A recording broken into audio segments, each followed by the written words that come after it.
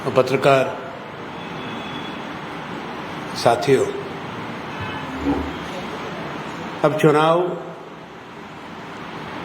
दीपावली के त्यौहार से पहले यहाँ का प्रचार चरम सीमा पर है। हर चुनाव में राजनीतिक दल अपनी बात कहते हैं, अपना मसौदा, अपनी उपलब्धियां, नीतियां, उन पर चर्चा करते हैं। भारतीय राष्ट्रीय कांग्रेस की तरफ से कांग्रेस के शीर्ष नेतृत्व ने छत्तीसगढ़ आकर मतदाताओं से अपनी बात कही है। उसमें हमारे भारतीय राष्ट्रीय कांग्रेस के अध्यक्ष मल्लिकार्जुन खड़गे जी हैं, पूर्व अध्यक्ष और कांग्रेस के नेता राहुल गांधी जी हैं, प्रियंका जी हैं, सब लोग आ चुके हैं। आपको मालूम है क्या बातें कही गई। हमारे यहाँ के मुख्यमंत्री भाई भूपेश बघेल जी, उनके 5 साल की सरकार की उपलब्धियां जनता तक कांग्रेस के संगठन ने, नेताओं ने पहुंचाई हैं हर चुनाव क्षेत्र के अंदर, और मतदाता भली भांति परिचित हैं कि कांग्रेस ने क्या काम किया है। फिर भी कुछ बातें हैं जो कहना ज़रूरी है। एक तुलना राजनीति में होती है कि पिछली सरकार जो रही 15 साल तक भारतीय जनता पार्टी की, रमन सिंह जी की, उनके कार्यकाल में क्या हुआ था, क्या उन्होंने कहा था और कर नहीं पाए। विशेष तौर पे किसानों के लिए, महिलाओं के लिए, आदिवासी के लिए, युवा पीढ़ी के लिए, उसकी पूरा हमारे पास ब्यौरा भी है। मैं विस्तार में ना भी जाऊं, तब भी ये कहूँगा कि जो उन्होंने धान की खरीदी का वायदा किया था, किसान के कर्जे माफ़ी करने का वायदा किया था, भूमिहीन कृषि मजदूरों के लिए योजना लाने की बात करी थी, और सरकारी विद्यालयों को प्राइवेट संस्थाओं को सौंपा, ये इनके कार्य रहे। शिक्षा के क्षेत्र में निरंतर जनता त्रस्त रही, और ये पूरा ब्यौरा आपको दिया जा चुका है। उनके कार्यकाल में कर्मचारी भी परेशान थे, पेंशन योजना बदल दी गई थी, बेरोजगारी चरम सीमा पर थी, गरीबी बढ़ी थी। अगर आप देखें, कांग्रेस ने अपने 5 साल के कार्यकाल में विशेष तौर पे इन्हीं वर्गों को लाभ पहुंचाया है, और ये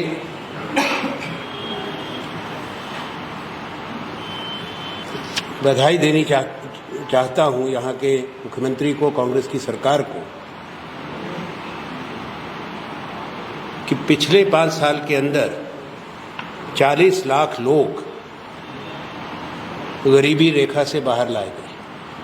अपने आप में बहुत बड़ी बात है, क्योंकि इसी 5 साल के अंदर कोविड की महामारी भी थी, और ये कांग्रेस पार्टी नहीं कह रही है, नीति आयोग ने भी अपनी रिपोर्ट में इसको कहा है।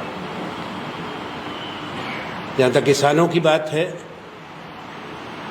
पिछले साल 2640 रुपया धान का दिया गया था, जिसमें एमएसपी शामिल थी, इनपुट सब्सिडी भी थी, और इस राज्य में राजीव गांधी किसान न्याय योजना भी लागू की गई। इस साल 2800 रुपये अनुमानित है, और 3200 रुपये कांग्रेस ने कह दिया है धान की खरीद का। मुझे मालूम हुआ अभी कि प्रधानमंत्री, बीजेपी के केंद्रीय नेता, वे कहते हैं कि खरीद जो है एमएसपी पे केंद्र की सरकार के माध्यम से होती है, उसका ब्यौरा बीजेपी को देना चाहिए। तो कहते हैं पिछले 5 साल का नहीं, पिछले 20 साल का दे, या 15 साल का, जब से वो आए 10 साल का, कि कितनी छत्तीसगढ़ से खरीद हुई है। ज़्यादातर तो एफसीआई के माध्यम से पंजाब हरियाणा में खरीद होती है, और जो राज्य की अपनी मार्कफेड है, हर राज्य में उसका अपना नाम है, उसके माध्यम से खरीद होती है। केंद्र सरकार उसमें से कितना लेती है वितरण के लिए, वो भी ब्यौरा सरकार के पास है, प्रशासन के पास है। 100% तो केंद्र सरकार कभी किसी राज्य से नहीं लेती। बाकी जो भी कीमत दी जा रही है उसमें राज्य सरकार का महत्वपूर्ण भूमिका है, उन्हीं का योगदान है। तो एक गुमराह करने की बात है भारतीय जनता पार्टी के द्वारा। उसमें कोई आश्चर्य की बात नहीं है, क्योंकि उनकी कार्यशैली है। वायदा करो, भ्रमित करो, जब जनता जवाबदेही मांगे तो दूसरे पर आरोप लगाओ, नया वायदा करो और आगे निकल जाओ। यहाँ तो लोगों का एक विश्वास है कांग्रेस की सरकार में, कांग्रेस की नीतियों में, पर क्योंकि केंद्र का नेतृत्व, देश के प्रधानमंत्री, गृह मंत्री, अन्य वरिष्ठ मंत्री आ रहे हैं, फिर उनको ये राय है कि तथ्यों को जांच परख करके अपनी बात रखें और जनता को, उनकी याददाश्त को इतना कमज़ोर मत समझे। कुछ लोगों की हो सकती है, पर अगर मोदी जी के अपने वायदे निकाल लिए जाएं 2014 से और वो कहाँ तक पूरे हुए या नहीं हुए, तो जवाबदेही वहाँ बनती है। 15 लाख रुपए जुमला बन गया, 2 करोड़ रोज़गार एक साल में देने का था। आज आज़ादी के बाद सबसे बड़ी बेकारी भारत के अंदर है। अभी हाल में प्रधानमंत्री जी ने कहा कि हम 5 साल तक और फ्री राशन देंगे। उससे क्या स्पष्ट होता है कि 5 साल में ये लोगों की तकलीफ बड़ी है, अमीर गरीब की खाई बड़ी है। दुनिया में एक हंगर इंडेक्स बनता है कि किस देश में लोगों को पर्याप्त पोषण नहीं मिल रहा, भोजन नहीं मिल रहा। उसमें भारत का नंबर 111वें नंबर पर। अब एक तरफ हम और हमारे अंदर क्षमता है, विश्व की एक बड़ी शक्ति है, ये बहुत बड़ा देश है, फिर 111वें नंबर पे। अपने पड़ोसी राज्यों से भी दक्षिण एशिया में हम पीछे हैं, नेपाल से, बांग्लादेश से। अच्छी बात नहीं है हमारे लिए। इसका जवाब कौन देगा? जब अगर प्रश्न भी पूछे तो नाराज होते हैं। प्रजातंत्र में तो सवाल पूछे जाते हैं, जवाब मांगा जाता है, जवाबदेही तय की जाती है। तो दिल्ली की सरकार की बात हम बाद में तय करेंगे कि देश का तो कर्जा भी बढ़ गया, 174% कर्जा बढ़ा है 5 साल के अंदर। जो डेट टू जीडीपी रेशो जिसको कहा जाता है, वो 58 लाख करोड़ था, अब वो 160 लाख करोड़ के पास पहुंच गया। ये देश का कर्जा है। 10वां साल चल रहा है, 9 साल पूरे हो चुके हैं। भारत की जीडीपी दुगनी नहीं हुई। जहां प्रधानमंत्री डॉक्टर मनमोहन सिंह जी के कार्यकाल में हम छोड़ के गए थे, वाजपेयी जी से जब कार्यभार संभाला था उन्होंने, तो देश की जीडीपी $480 बिलियन थी और दुनिया की प्रथम औद्योगिक क्रांति के बाद पहला देश भारत बना, प्रथम देश। इंग्लैंड ने दुगनी की थी 1 दशक के अंदर, अमेरिका ने दूसरी औद्योगिक क्रांति के बाद 1 दशक में दुगनी करी। पहला देश जापान हुआ द्वितीय विश्व युद्ध के बाद जिसने 3 गुना की, दक्षिण कोरिया ने करी, चीन ने 1 दशक में करी 3 गुना। 15 साल के अंदर अंदर चीन काफ़ी तेज़ी से आगे बढ़ा था। भारत प्रथम देश बना जिसने 1 दशक में 4 गुना अपनी जीडीपी बढ़ी थी। 2 ट्रिलियन अमेरिकी डॉलर पर हमने सौंपा ये देश। आज 4 ट्रिलियन डॉलर नहीं हुआ, 3.3 ट्रिलियन डॉलर है। तो ये तो लोकसभा चुनाव अब आएंगे, ये कहानी यहाँ ख़त्म नहीं होगी, वहाँ ये सवाल पूछे जाएंगे। पर मैं यहाँ की आपसे चर्चा कर रहा था, जहाँ देश में 1952 के बाद जब से हमारे पास डेटा है, आंकड़े हैं, रिकॉर्ड है पूरा, सबसे ज्यादा बेरोजगारी हिंदुस्तान में आज है। भारत जैसे देश में जहाँ युवाओं का बाहुल्य है,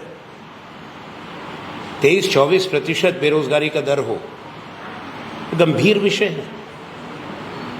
65-66% जनसंख्या नौजवानों की है, तो निरंतर बढ़ रही है बेकारी। सरकारी नौकरियों रिक्त पड़ी हैं पूरे देश में, भर्ती नहीं हो रही। निजी क्षेत्र में, प्राइवेट सेक्टर में रोजगार पैदा नहीं हो रहा। प्रचार बहुत है, दावे बहुत हैं, पर जमीनी हकीकत उसको नकारती है पूरी तरह से। पर इस राज्य के अंदर 85,000 जो नौकरियों में वैकेंसीज थी, रिक्त स्थान थे, उनको भरा गया। और निजी क्षेत्र में, प्राइवेट सेक्टर में नई औद्योगिक नीति लाकर 5 लाख के लगभग यहाँ रोजगार पैदा हुआ है।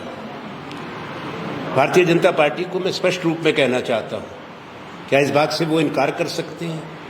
हम चुनौती दे रहे हैं कि सबसे कम बेरोजगारी हिंदुस्तान के अंदर कहीं है तो इस राज्य में है। ये हम नहीं कह रहे, ये पब्लिश डेटा है, आप भी ढूंढ सकते हैं, सभा पढ़े लिखे हैं।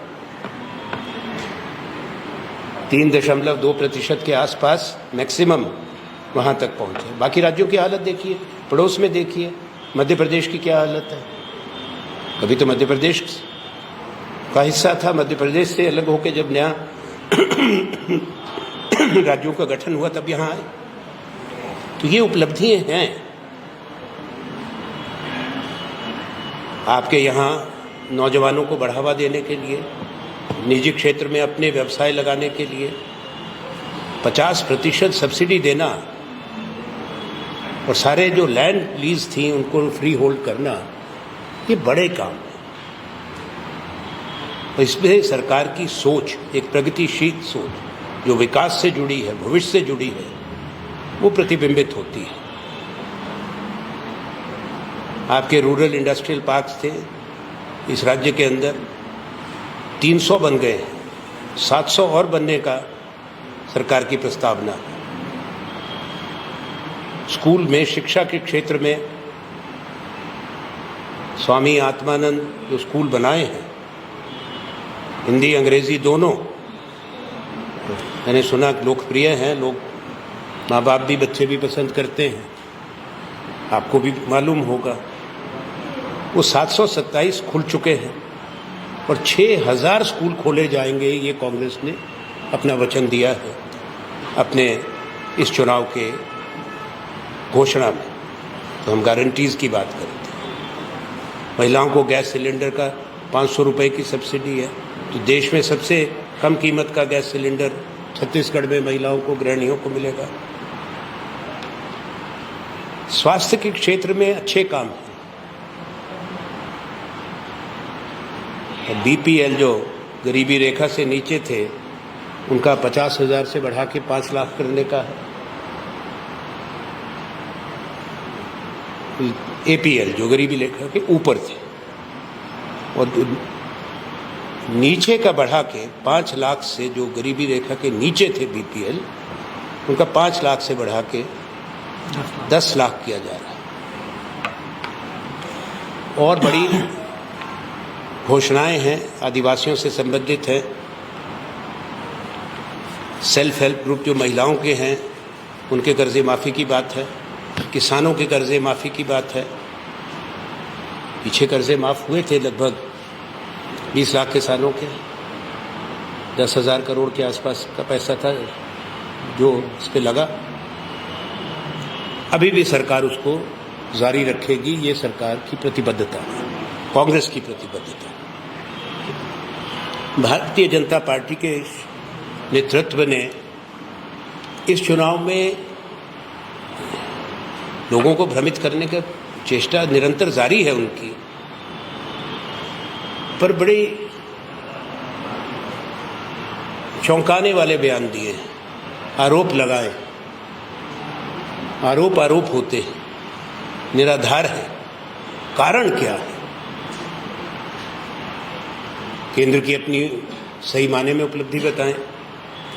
15 साल रमन सिंह जी की सरकार को जो उनको हटाया था लोगों ने अच्छी तरह हरा के, कोई तो कारण होगा। फिर ये परेशानी क्या, नाराजगी क्या है भूपेश बघेल जी से, यहाँ की सरकार से? परेशानी ये है कि यहाँ उनकी बात गल नहीं रही। पिछली बार हारे हैं, इस बार उससे भी बड़ी हार होगी, मैं कह के जा रहा हूं। कांग्रेस 2/3 नहीं 3/4 बहुमत लेगी। नतीजे आने दीजिए, विजय कांग्रेस की होगी, सरकार कांग्रेस की बनेगी। अब कई लोगों के जहन में होगा, सोच में होगा कि बीजेपी क्या वायदा कर रही है।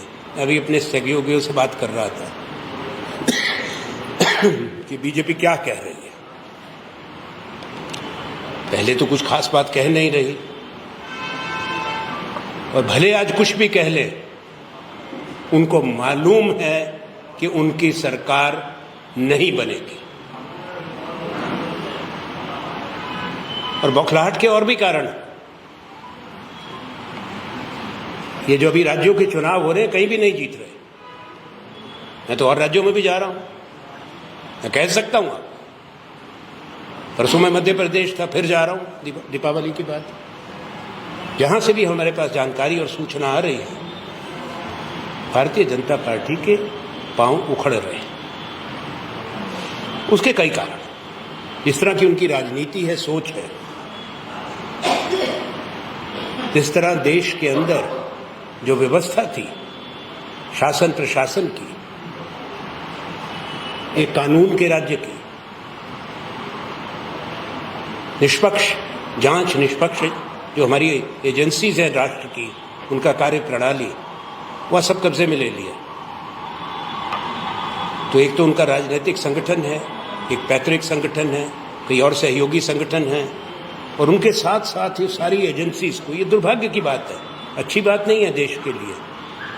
मुझे इससे कोई खुशी नहीं होती है बात कहते हुए, दुख होता है, क्योंकि बड़े योग्य लोग हैं जो हमारी बड़ी बड़ी एजेंसीज के लिए चुने जाते हैं, सेंट्रल सर्विसेज के लिए काम करते हैं। वहाँ इस तरह सरकार प्रभाव कर ले, दुरुपयोग कर ले और अपने राजनीतिक विरोधियों का निशाना बनाने के लिए इस्तेमाल करे, वो एक बहुत बड़ा खतरा भारत के प्रजातंत्र के लिए है। ये कोई अच्छी रिवायत नहीं बन रही। आज तो चुनाव तो आज है, 17 को मतदान पूर्ण हो जाएगा, उसके बाद चुनाव चला जाएगा। लोगों ने मन बना लिया है, उसके बाद फैसला आ जाएगा 3 तारीख को। 3 तारीख की पहले से मैं कांग्रेस के लोगों को कहता हूं, आज सबको बधाई। आप एक दीपावली तो हम मनाएंगे, एक दीपावली छत्तीसगढ़ के मतदाता बड़ी विजय के बाद मनाएंगे। मैं अपनी बात को विराम देता हूं। मैंने मुख्य बातें कह दी, मुझसे पहले बहुत लोग आपसे बात करके जा चुके हैं और भी आएंगे। आप सबको दिवाली की शुभकामनाएं, आपको, आपके परिवारों को। अब कोई प्रश्न होगा मैं उसका जरूर उत्तर दूंगा। अपना परिचय भी दे दें भैया।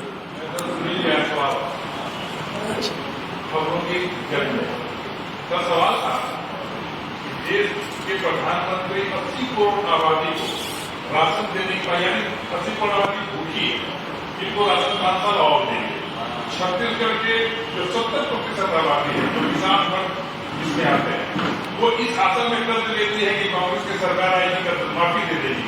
आपकी सरकार देश में आने वाले चुनाव में बनती है लोकसभा में, तो आप देश की अर्थव्यवस्था की तीसरी पोजीशन में कैसे लेके जाएंगे? ये स्थितियां बनी रही तो देखिए, ये लोकसभा में बताएंगे ना।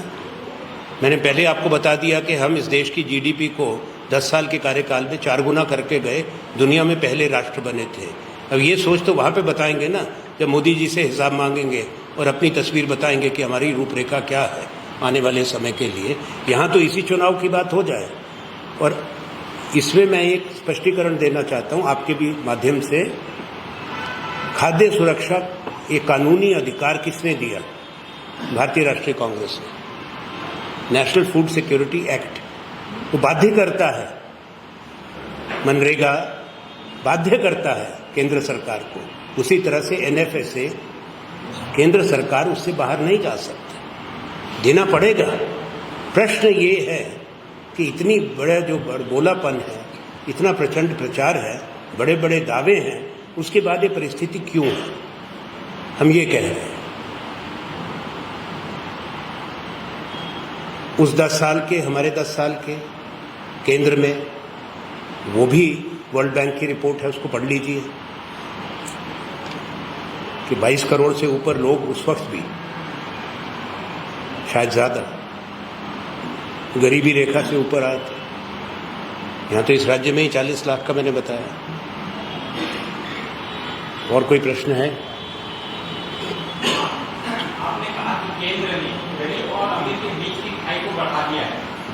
कर्ज माफी से क्या छोटे किसान और बड़े किसान के बीच की भेद को आपने नहीं बढ़ाया? देखो, भूमिहीन किसानों के लिए भी योजना है। कर्ज माफी वो किसान समझ सकता है कि किस चीज के लिए कर्ज इतनी बड़ी है।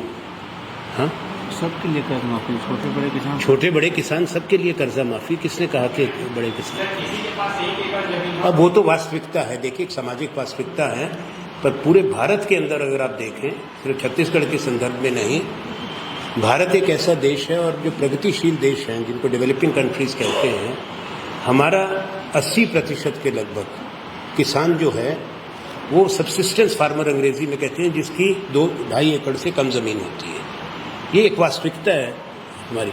बड़े बड़े जो देश हैं, अमीर देश हैं, वहाँ हज़ारों एकड़ों में ज़मीन होती है, यहाँ नहीं है इसी तरह। इसलिए किसान, कभी फसल खराब हो जाए, कभी बारिश ना आए, तो किसान को मदद की ज़रूरत पड़ती है। हम भी बात करते हैं किसान बीमा योजना क्यों बनती है, बीमा जो कंपनीज हैं वो कब से चलाती हैं? कारण है ना इसका।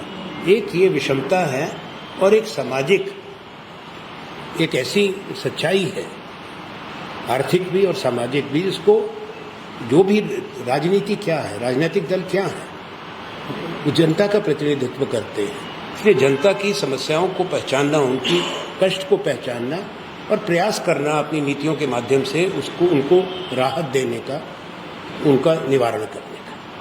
पूर्ण रूप से तो कभी नहीं होता। जी,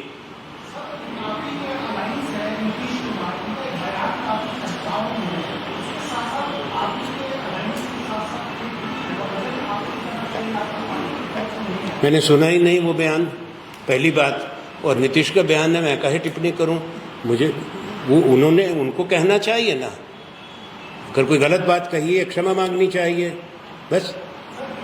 अब मैं, देखिए, मैं तो कांग्रेस के मंच से बोल रहा हूँ ना, मैं किसी दूसरे दल में थोड़े हूँ। चलिए, कोई और सवाल करो। जी,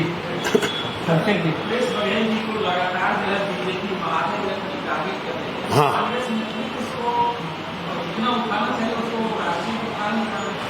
क्योंकि देखिए, राष्ट्रीय स्तर पे तो कोई पूछता नहीं है कि क्या कह रहे हैं।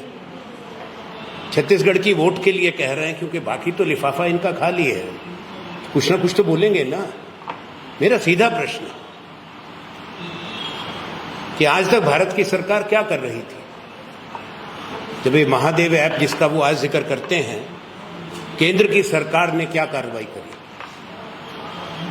ईडी ने क्या कार्रवाई करी? आईटी मिनिस्ट्री ने क्या कार्रवाई करी? क्यों इतना लंबा समय लग गया केंद्र सरकार को इसको बैन करने का? राज्य सरकार बैन नहीं कर सकती। राज्य सरकार आपराधिक मामले दर्ज कर सकती है, जांच कर सकती है। राज्य सरकार ने 400 से ऊपर गिरफ्तारियां करी हैं, मुकदमे कायम किए हैं, प्रॉपर्टीज अटैच करी है। वो राज्य की एजेंसीज ने किया है। केंद्र सरकार से बार बार कहा है। अब मोदी जी आएंगे तो यहाँ महादेव ऐप का जिक्र कर रहे हैं। अपना भी तो बताएं, क्यों नहीं बैन किया था आज तक? छत्तीसगढ़ में उनको महादेव याद आ रहे हैं, और मध्य प्रदेश में महाकाल भूल गए। वहाँ पे महाकाल का स्कैम है बहुत बड़ा, शायद आपको ना मालूम हो। बाजू का तो राज्य आपका पड़ोसी।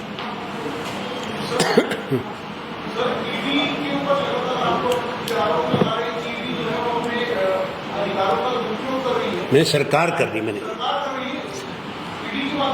तो ईडी, देखिए, जो बात जांच की होती है वो चुनाव प्रचार के लिए, उसके लिए बड़े बड़े वो के विज्ञापन नहीं निकलते। सुनिए, आपने प्रश्न किया, अब उत्तर सुनिए। कभी सुना है कि चुनाव के दौरान में आप कहें कि जांच हो रही है इस विषय में, और उस पर सारा टेलीविजन देश का बोल रहा है, सारे अखबार बोल रहे हैं, प्रधानमंत्री गृह मंत्री बोल रहे हैं, जो जांच का विषय है वे जांच हो जाए, तथ्य सामने ले आओ, कार्रवाई करो। ये चुनाव के समय कहाँ याद आई? और आपके सुनिए, अभी बात अभी मैं अपने हिसाब से जवाब दूंगा। दूसरी बात सुनिए, भारतीय जनता पार्टी की ये भी एक ऐसी हालात देश देख रहा है, खुशी की बात तो नहीं है कि नई सोच, नई अप्रोच, तो तब सूची निकाल लें हर राज्य की, उन नेताओं की जो भारतीय जनता पार्टी के विरोधी दल थे, चाहे कांग्रेस के थे, क्षेत्रीय दलों में थे, एनसीपी में थे, शिवसेना में थे, समाजवादी में थे, तृणमूल कांग्रेस में थे बंगाल में, दक्षिण के मैं गिना देता हूं। उन पर इन्होंने हर चुनाव में, हर राजधानी में जाकर उनके नाम लेकर, नामजद करके आरोप लगाए। निकालिए सूची। उनके पर ईडी के मुकदमे हुए, सीबीआई का हुआ, छापे पड़े, प्रॉपर्टीज अटैच की। उसके बाद उनमें से कुछ लोग तो जेल में भी जा चुके। अभी हाल में महाराष्ट्र बहुत दूर तो नहीं है ना, कई महीने जो जेल में रखे गए बड़े वजीर और दूसरे लोग, तो आरोप को किसने लगाए थे? और जैसे ही वो लोग दबाव में आके, घबरा के और कारणों से राजनीतिक फायदे के लिए पलट गए और भारतीय जनता पार्टी के साथ गठबंधन कर लिया, हाथ मिला लिया या शामिल हो गए, तो ये तो आज तक ऐसा पवित्र कुंड ढूंढ रहा हूं, वो है कहाँ कि वहां से स्नान करा के लेके आओ और जनता के समक्ष कहो ये तो बिल्कुल सज्जन व्यक्ति है। सारे के सारे कपड़ा जो खराब हो जाता है, तो बड़े बड़े शहरों में, यहाँ भी होता होगा, लॉन्ड्रेट्स होता है, घर में तो वॉशिंग मशीन होती है घर का कपड़ा धोने की, तो ये बड़े पैमाने पर धुलता है। जिस गरीब का भी धुल जाता है, जिसके पास वॉशिंग मशीन नहीं है हैसियत, तो उसको लॉन्ड्रेट्स कहते हैं, जो बड़े बड़े लगे होते हैं, पैसा दो अपना कपड़ा धुलवा लो। ये पॉलिटिकल लॉन्ड्रेट खोला है भारतीय जनता पार्टी ने हिंदुस्तान के अंदर पहली बार कि यहाँ आओ और धुल के चले जाओ। बस कह दिया आपको। अगर उनसे हाँ बताओ भैया, जब मैं ये पूछना चाहता था कि अगर भारतीय जनता पार्टी की नेतृत्व वाली सरकार ईडी का दुरुपयोग कर रही तो क्या केंद्र में आपके नेतृत्व की सरकार बनेगी? आप कोई परिवर्तन नहीं, हमें और उनमें बहुत फर्क है ना। हमने तो कोई अभी भी अशोभनीय बात नहीं की, मैंने कोई ऐसे शब्दों का प्रयोग नहीं किया जिस पर किसी को आपत्ति हो।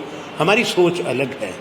हमने इस देश का नहीं बदलाव नहीं, हमने 70 साल शासन चलाया भी है।